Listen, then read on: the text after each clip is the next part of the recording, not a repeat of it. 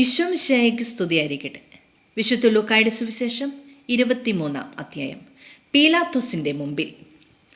അനന്തരം അവരുടെ സംഘം ഒന്നാകെ എഴുന്നേറ്റ് അവനെ പീലാത്തോസിൻ്റെ മുമ്പിലേക്ക് കൊണ്ടുപോയി. അവർ അവൻ്റെ മേൽ കുറ്റം ചുമത്താൻ തുടങ്ങി. ഈ മനുഷ്യൻ ഞങ്ങളുടെ ജനത്തെ വഴിതെറ്റിക്കുകയും സീസറിന് നികുതി കൊടുക്കുന്നത് നിരോധിക്കുകയും താൻ രാജാവായ ക്രിസ്തുവാണെന്ന് അവകാശപ്പെടുകയും ചെയ്യുന്നതായി ഞങ്ങൾ കണ്ടിരിക്കുന്നു. പീലാത്തോസ് അവനോട് ചോദിച്ചു, നീ യഹൂദരുടെ രാജാവാണോ? അവൻ മറുപടി പറഞ്ഞു, നീ തന്നെ പറയുന്നുവല്ലോ. പീലാത്തോസ് പുരോഹിത പ്രമുഖന്മാരോടും ജനക്കൂട്ടത്തോടും പറഞ്ഞു, ഞാൻ ഈ മനുഷ്യനിൽ ഒരു കുറ്റവും കാണുന്നില്ല. അവരാകട്ടെ നിർബന്ധപൂർവം പറഞ്ഞു, ഇവൻ ഗലീലി മുതൽ ഇവിടം വരെയും യൂദയായിലെങ്ങും പഠിപ്പിച്ചുകൊണ്ട് ജനത്തെ ഇളക്കിവിടുന്നു. ഹെരോദോസിൻ്റെ മുമ്പിൽ. ഇതു കേട്ട് പീലാത്തോസ്, ഈ മനുഷ്യൻ ഗലീലിയക്കാരനാണോ എന്ന് ചോദിച്ചു. അവൻ ഹെരോദോസിൻ്റെ അധികാരത്തിൽപ്പെട്ടവനാണെന്നറിഞ്ഞപ്പോൾ പീലാത്തോസ് അവനെ അവൻ്റെ അടുത്തേക്ക് അയച്ചു.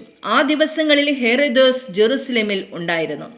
ഹെരോദോസ് യേശുവിനെ കണ്ടപ്പോൾ അത്യധികം സന്തോഷിച്ചു. എന്തെന്നാൽ അവൻ യേശുവിനെ പറ്റി കേട്ടിരുന്നതുകൊണ്ട് അവനെ കാണാൻ ആഗ്രഹിച്ചിരുന്നു. അവൻ ചെയ്യുന്ന ഏതെങ്കിലും ഒരത്ഭുതം കാണാമെന്ന് പ്രതീക്ഷിക്കുകയും ചെയ്തിരുന്നു. അതിനാൽ അവൻ പലതും അവനോട് ചോദിച്ചു. പക്ഷേ അവൻ ഒന്നിനും ഉത്തരം പറഞ്ഞില്ല. പുരോഹിതന്മാരും നിയമജ്ഞരും പ്രധാന പുരോഹിതന്മാരും നിയമജ്ഞരും അവൻ്റെ മേൽ ആവേശപൂർവ്വം കുറ്റം ചുമത്തിക്കൊണ്ട് ചുറ്റും നിന്നിരുന്നു. ഹെരോദോസ് പടയാളികളോട് ചേർന്ന് അവനോട് നിന്ദ്യമായി പെരുമാറുകയും അവനെ അധിക്ഷേപിക്കുകയും ചെയ്തു.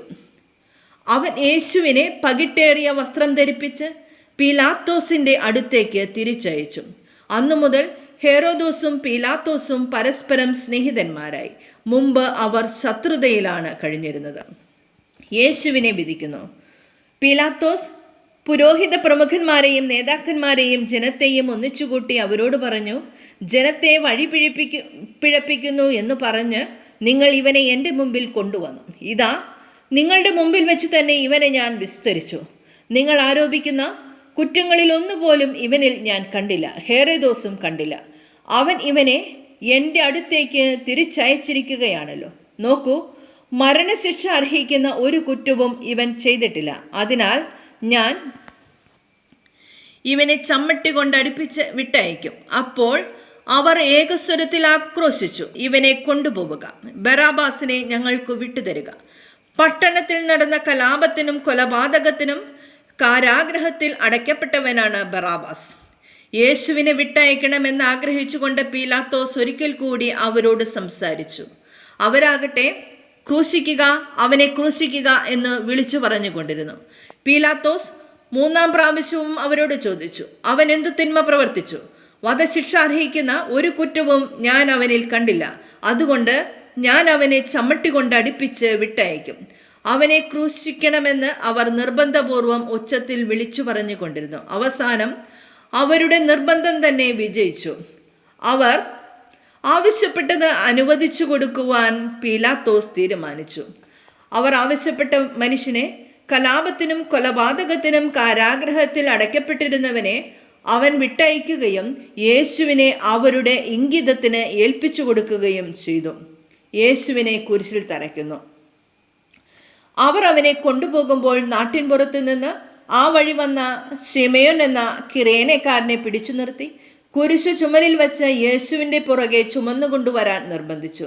ഒരു വലിയ ജനക്കൂട്ടവും കരയുകയും മുറവിളി കൂട്ടുകയും ചെയ്തിരുന്ന സ്ത്രീകളുടെ സമൂഹവും യേശുവിൻ്റെ പിന്നാലെ പോയിരുന്നു. അവരുടെ നേരെ തിരിഞ്ഞ് യേശു പറഞ്ഞു, ജെറുസലേം പുത്രിമാരെ, എന്നെ പ്രതി നിങ്ങൾ കരയേണ്ട. നിങ്ങളെയും നിങ്ങളുടെ മക്കളെയും പ്രതി കരയുവിൻ. എന്തെന്നാൽ വന്ധ്യകൾക്കും പ്രസവിക്കാത്ത ഉദരങ്ങൾക്കും പാലൂട്ടാത്ത മുലകൾക്കും ഭാഗ്യം എന്ന് പറയപ്പെടുന്ന ദിവസങ്ങൾ വരും. അന്ന് അവർ പർവ്വതങ്ങളോട് ഞങ്ങളുടെ മേൽ വീഴുക എന്നും കുന്നുകളോട് ഞങ്ങളെ മൂടിക്കളയുക എന്നും പറയാൻ തുടങ്ങും. പച്ചത്തടിയോട് അവർ ഇങ്ങനെയാണ് ചെയ്യുന്നതെങ്കിൽ ഉണങ്ങിയതിന് എന്ത് സംഭവിക്കും? കുറ്റവാളികളായ 2 പേരെ കൂടി അവനോടൊപ്പം വധിക്കാൻ അവർ കൂട്ടിക്കൊണ്ടുപോയി. തലയോട് എന്ന് വിളിക്കപ്പെടുന്ന സ്ഥലത്ത് അവർ വന്നു. അവിടെ അവർ അവനെ കുരിശിൽ തറച്ചു. ആ കുറ്റവാളികളെയും ഒരുവനെ അവൻ്റെ വലത്തുവശത്തും ഇതരനെ ഇടത്തുവശത്തും ക്രൂശിച്ചു. യേശു പറഞ്ഞു, പിതാവേ, അവരോട് ക്ഷമിക്കണമേ, അവർ ചെയ്യുന്നതെന്തെന്ന് അവർ അറിയുന്നില്ല. അവൻ്റെ വസ്ത്രങ്ങൾ ഭാഗിച്ചെടുക്കാൻ അവർ കുറിയിട്ടു. ജനം നോക്കി നിന്നു. പ്രമാണികളാകട്ടെ അവനെ പരിഹസിച്ചു പറഞ്ഞു, ഇവൻ മറ്റുള്ളവരെ രക്ഷിച്ചു. ഇവൻ ദൈവത്തിൻ്റെ ക്രിസ്തുവാണെങ്കിൽ, അവിടുത്തെ തിരഞ്ഞെടുക്കപ്പെട്ടവനാണെങ്കിൽ തന്നെ തന്നെ രക്ഷിക്കട്ടെ. പടയാളികൾ അടുത്തു വന്ന് വിനാഗിരി കൊടുത്ത് അവനെ പരിഹസിച്ചു പറഞ്ഞു, നീ യഹൂദരുടെ രാജാവാണെങ്കിൽ നിന്നെ തന്നെ രക്ഷിക്കുക. ഇവൻ യഹൂദരുടെ രാജാവ് എന്ന ഒരു ലിഖിതം അവൻ്റെ തലയ്ക്കു മീതെ ഉണ്ടായിരുന്നു. കുരിശിൽ തൂക്കപ്പെട്ടിരുന്ന കുറ്റവാളികളിൽ ഒരുവൻ അവനെ ദുഷിച്ചു പറഞ്ഞു, നീ ക്രിസ്തുവല്ലേ, നിന്നെയും ഞങ്ങളെയും രക്ഷിക്കുക. അപരൻ അവനെ ശകാരിച്ചു പറഞ്ഞു, നീ ദൈവത്തെ ഭയപ്പെടുന്നില്ലേ? നീയും അതേ ശിക്ഷാവിധിയിൽ തന്നെയാണല്ലോ. നമ്മുടെ ശിക്ഷാവിധി ന്യായമാണ്, നമ്മുടെ പ്രവൃത്തികൾക്ക് തക്ക പ്രതിഫലം നമുക്ക് ലഭിച്ചിരിക്കുന്നു. ഇവൻ ഒരു തെറ്റും ചെയ്തിട്ടില്ല. അവൻ തുടർന്നു, യേശുവേ, നീ നിന്റെ രാജ്യത്തു പ്രവേശിക്കുമ്പോൾ എന്നെയും ഓർക്കണമേ. യേശു അവനോട് അരുളി ചെയ്തു, സത്യമായി ഞാൻ നിന്നോട് പറയുന്നു, നീ ഇന്ന് എന്നോടുകൂടെ പറുദീസായിൽ ആയിരിക്കും. യേശുവിൻ്റെ മരണം അപ്പോൾ ഏകദേശം 6 മണിക്കൂർ ആയിരുന്നു. 9 മണിക്കൂർ വരെ ഭൂമി മുഴുവൻ അന്ധകാരം വ്യാപിച്ചു. സൂര്യൻ ഇരുണ്ടു. ദേവാലയത്തിലെ തിരശ്ശീല നടുവേ കീറി. യേശു ഉച്ചത്തിൽ നിലവിളിച്ചു പറഞ്ഞു, പിതാവേ, അങ്ങയുടെ കരങ്ങളിൽ എൻ്റെ ആത്മാവിനെ ഞാൻ സമർപ്പിക്കുന്നു. ഇതു പറഞ്ഞ് അവൻ ജീവൻ വെടിഞ്ഞു. ഈ സംഭവമെല്ലാം കണ്ടു നിന്നിരുന്ന ശതാധിപൻ ദൈവത്തെ സ്തുതിച്ചു പറഞ്ഞു, ഈ മനുഷ്യൻ തീർച്ചയായും നീതിമാനായിരുന്നു. കാഴ്ച കാണാൻ കൂടിയിരുന്ന ജനക്കൂട്ടം ഇതെല്ലാം കണ്ട് മാറത്തടിച്ചുകൊണ്ട് തിരിച്ചുപോയി. അവൻ്റെ പരിചയക്കാരും ഗലീലയിൽ നിന്ന് അവനെ അനുഗമിച്ചിരുന്ന സ്ത്രീകളും അകലെ ഇതെല്ലാം കണ്ടുകൊണ്ട് നിന്നിരുന്നു. യേശുവിനെ സംസ്കരിക്കുന്നു. യഹൂദരുടെ ഒരു പട്ടണമായ അരിമത്തിയായിൽ നിന്നുള്ള ജോസഫ് എന്നൊരുവൻ അവിടെ ഉണ്ടായിരുന്നു. ആലോചനാ സംഘത്തിലെ അംഗമായ അവൻ നല്ലവനും നീതിമാനുമായിരുന്നു. അവൻ അവരുടെ ആലോചനകളിലോ പ്രവർത്തികളിലോ പങ്കുചേർന്നിരുന്നില്ല, ദൈവരാജ്യം പ്രതീക്ഷിച്ചിരിക്കുകയുമായിരുന്നു. അവൻ പീലാത്തോസിൻ്റെ അടുത്തെത്തി യേശുവിൻ്റെ ശരീരം ചോദിച്ചു. അവൻ അത് താഴെ ഇറക്കുകയും ഒരു തുണിയിൽ പൊതിഞ്ഞ് പാറയിൽ വെട്ടിയുണ്ടാക്കിയതും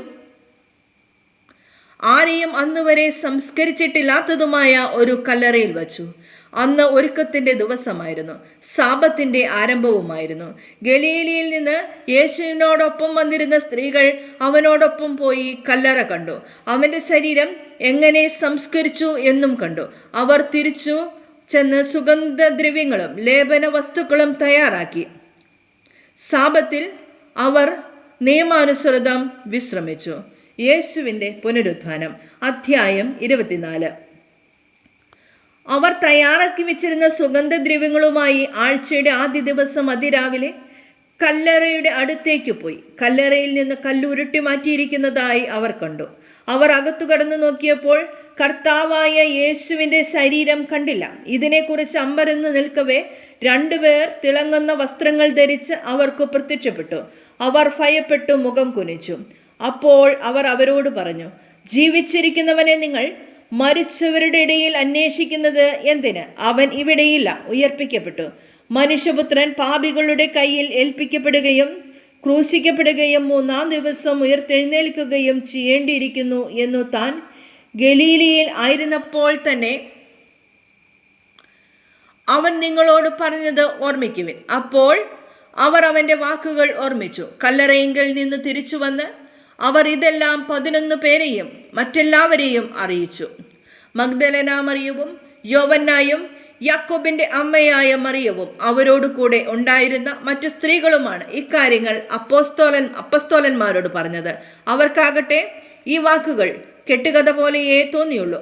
അവർ അവരെ വിശ്വസിച്ചില്ല. എന്നാൽ പത്രോസ് എഴുന്നേറ്റ് കല്ലറയെങ്കിലേക്ക് ഓടി കുനിഞ്ഞ് അകത്തേക്ക് നോക്കിയപ്പോൾ അവനെ പൊതിഞ്ഞിരുന്ന തുണികൾ തനിയെ കിടക്കുന്നത് കണ്ടു. സംഭവിച്ചതിനെപ്പറ്റി വിസ്മയിച്ചുകൊണ്ട് അവൻ തിരിച്ചുപോയി. എമ്മൗസിലേക്ക് പോയ ശിഷ്യന്മാർ. ആ ദിവസം തന്നെ അവരിൽ 2 പേർ ജെറുസലേമിൽ നിന്ന് ഏകദേശം 60 സ്ഥാദിയോൺ അകലെയുള്ള എമ്മാവൂസ് ഗ്രാമത്തിലേക്ക് പോവുകയായിരുന്നു. ഈ സംഭവങ്ങളെക്കുറിച്ചെല്ലാം അവർ സംസാരിച്ചു കൊണ്ടിരുന്നു. അവർ സംസാരിക്കുകയും വാദിക്കുകയും ചെയ്തുകൊണ്ടു പോകുമ്പോൾ യേശുവും അടുത്തെത്തി അവരോടൊപ്പം യാത്ര ചെയ്തു. എന്നാൽ അവനെ തിരിച്ചറിയാൻ കഴിയാത്ത വിധം അവരുടെ കണ്ണുകൾ മൂടപ്പെട്ടിരുന്നു. അവൻ അവരോട് ചോദിച്ചു, എന്തിനെക്കുറിച്ചാണ് നിങ്ങൾ സംസാരിക്കുന്നത്? അവർ മ്ലാനവദനരായി നിന്നു. അവരിൽ ക്ലയോപ്പാസ് എന്നു പേരായവൻ അവനോട് ചോദിച്ചു, ഈ ദിവസങ്ങളിൽ ജെറുസലേമിൽ നടന്ന സംഭവമൊന്നും അറിയാത്ത അപരിചിതനാണോ നീ? അവൻ ചോദിച്ചു, ഏതു കാര്യങ്ങൾ? അവർ പറഞ്ഞു, നസ്രായനായ യേശുവിനെ കുറിച്ചു തന്നെ. അവൻ ദൈവത്തിൻ്റെയും മനുഷ്യരുടെയും മുമ്പിൽ വാക്കിലും പ്രവൃത്തിയിലും ശക്തനായ പ്രവാചകനായിരുന്നു. ഞങ്ങളുടെ പുരോഹിത പ്രമുഖന്മാരും നേതാക്കളും അവനെ മരണവിധിക്ക് ഏൽപ്പിച്ചു കൊടുക്കുകയും ക്രൂശിക്കുകയും ചെയ്തു. ഇസ്രായേലിനെ മോചിപ്പിക്കാനുള്ളവൻ ഇവനാണ് എന്നു ഞങ്ങൾ പ്രതീക്ഷിച്ചിരുന്നു. ഇതൊക്കെ സംഭവിച്ചിട്ട് ഇത് 3-ാം ദിവസമാണ്. ഞങ്ങളുടെ കൂട്ടത്തിലുള്ള ചില സ്ത്രീകൾ ഞങ്ങളെ വിസ്മയിപ്പിച്ചു. ഇന്ന് രാവിലെ അവർ കല്ലറയിങ്കൽ പോയിരുന്നു. അവൻ്റെ ശരീരം അവർ അവിടെ കണ്ടില്ല. അവർ തിരിച്ചു വന്ന് തങ്ങൾക്ക് ദൂതന്മാരുടെ ദർശനമുണ്ടായെന്നും അവൻ ജീവിച്ചിരിക്കുന്നുവെന്ന് അറിയിച്ചുവെന്നും പറഞ്ഞു. ഞങ്ങളുടെ കൂടെയുണ്ടായിരുന്നവരിൽ ചിലരും കല്ലറയിങ്കിലേക്ക് പോയി സ്ത്രീകൾ പറഞ്ഞതുപോലെ തന്നെ കണ്ടു. എന്നാൽ അവനെ അവർ കണ്ടില്ല. അപ്പോൾ അവൻ അവരോട് പറഞ്ഞു, ഭോഷന്മാരെ, പ്രവാചകന്മാർ പറഞ്ഞിട്ടുള്ളത് വിശ്വസിക്കാൻ കഴിയാത്ത വിധം ഹൃദയം മന്ദീഭവിച്ചവരെ, ക്രിസ്തു ഇതെല്ലാം സഹിച്ചു മഹത്വത്തിലേക്ക് പ്രവേശിക്കേണ്ടിയിരുന്നില്ലേ? മോശ തുടങ്ങി എല്ലാ പ്രവാചകന്മാരും വിശുദ്ധ ലിഖിതങ്ങളിൽ തന്നെപ്പറ്റി എഴുതിയിരുന്നവയെല്ലാം അവൻ അവർക്ക് വ്യാഖ്യാനിച്ചു കൊടുത്തു. അവർ എത്തേണ്ടിയിരുന്ന ഗ്രാമത്തോടടുത്തു. അവനാകട്ടെ യാത്ര തുടരുകയാണെന്ന് ഭാവിച്ചു. അവർ അവനെ നിർബന്ധിച്ചുകൊണ്ട് പറഞ്ഞു, ഞങ്ങളോടുകൂടെ താമസിക്കുക, നേരം വൈകുന്നു, പകൽ അസ്തമിക്കാറായി. അവൻ അവരോടുകൂടെ താമസിക്കാൻ കയറി. അവരോടൊപ്പം ഭക്ഷണത്തിനിരുന്നപ്പോൾ അവൻ അപ്പം എടുത്ത് ആശീർവദിച്ച് മുറിച്ച് അവർക്ക് കൊടുത്തു. അപ്പോൾ അവരുടെ കണ്ണ് തുറക്കപ്പെട്ടു. അവർ അവനെ തിരിച്ചറിഞ്ഞു. പക്ഷേ അവൻ അവരുടെ മുമ്പിൽ നിന്ന് അപ്രത്യക്ഷനായി. അവർ പരസ്പരം പറഞ്ഞു,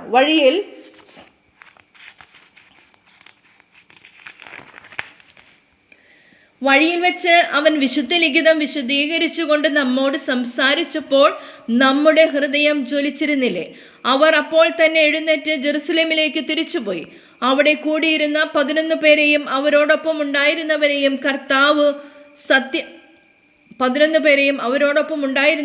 കണ്ടു. കർത്താവ് സത്യമായും ഉയർത്തെഴുന്നേറ്റു, ശിമയോനോട് പ്രത്യക്ഷപ്പെട്ടു എന്ന് അവർ പറഞ്ഞുകൊണ്ടിരിക്കുകയായിരുന്നു.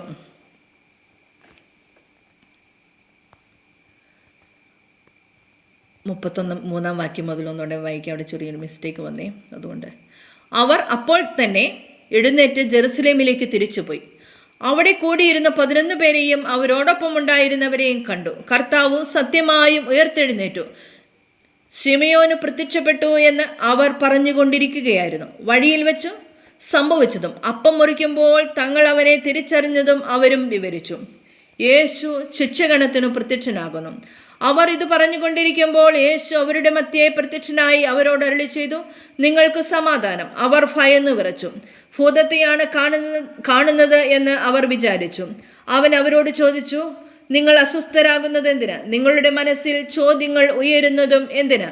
എൻ്റെ കൈകളും കാലുകളും കണ്ട് ഇത് ഞാൻ തന്നെയാണെന്ന് മനസ്സിലാക്കുവിൻ. എന്നെ സ്പർശിച്ചു നോക്കുവിൻ.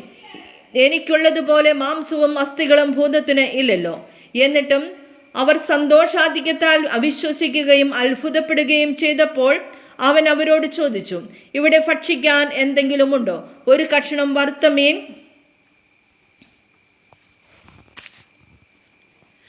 അവർ അവന് കൊടുത്തു. അവൻ അതെടുത്ത് അവരുടെ മുമ്പിൽ വെച്ച് ഭക്ഷിച്ചു. അവൻ അവരോട് പറഞ്ഞു, മോശയുടെ നിയമത്തിലും പ്രവാചകന്മാരിലും സങ്കീർത്തനങ്ങളിലും എന്നെക്കുറിച്ച് എഴുതപ്പെട്ടിരിക്കുന്നതെല്ലാം പൂർത്തിയാകേണ്ടിയിരിക്കുന്നു എന്ന് ഞാൻ നിങ്ങളോടുകൂടി ആയിരുന്നപ്പോൾ പറഞ്ഞിട്ടുണ്ടല്ലോ. വിശുദ്ധ ലിഖിതങ്ങൾ ഗ്രഹിക്കാൻ തക്കവിധം അവരുടെ മനസ്സ് അവൻ തുറന്നു. അവൻ പറഞ്ഞു, ഇങ്ങനെ എഴുതപ്പെട്ടിരിക്കുന്നു, ക്രിസ്തു സഹിക്കുകയും 3-ാം ദിവസം മരിച്ചവരിൽ നിന്ന് ഉയർത്തെഴുന്നേൽക്കുകയും ചെയ്യണം. പാപമോചനത്തിനുള്ള അനുതാപം അവൻ്റെ നാമത്തിൽ ജെറുസലേമിൽ ആരംഭിച്ച് എല്ലാ ജനതകളോടും പ്രഘോഷിക്കപ്പെടേണ്ടിയിരിക്കുന്നു. നിങ്ങൾ ഇവയ്ക്കു സാക്ഷികളാണ്. ഇതാ, എൻ്റെ പിതാവിൻ്റെ വാഗ്ദാനം നിങ്ങളുടെ മേൽ ഞാൻ അയക്കുന്നു. ഉന്നതത്തിൽ നിന്ന് ശക്തി ധരിക്കുന്നതുവരെ നഗരത്തിൽ തന്നെ വസിക്കുവിൻ. യേശുവിൻ്റെ സ്വർഗാരോഹണം. അവൻ അവരെ ബഥാനിയ വരെ കൂട്ടിക്കൊണ്ടുപോയി കൈകൾ ഉയർത്തി അവരെ അനുഗ്രഹിച്ചു കൊണ്ടിരിക്കെ അവൻ അവരിൽ നിന്ന് മറയുകയും സ്വർഗത്തിലേക്ക് സംവഹിക്കപ്പെടുകയും ചെയ്തു. അവർ അവനെ ആരാധിച്ചു. അത്യന്തം ആനന്ദത്തോടെ ജെറുസലേമിലേക്ക് മടങ്ങി. അവർ ദൈവത്തെ സ്തുതിച്ചുകൊണ്ട് സദാസമയവും ദേവാലയത്തിൽ കഴിഞ്ഞുകൂടി. ദൈവത്തിന് സ്തുതി.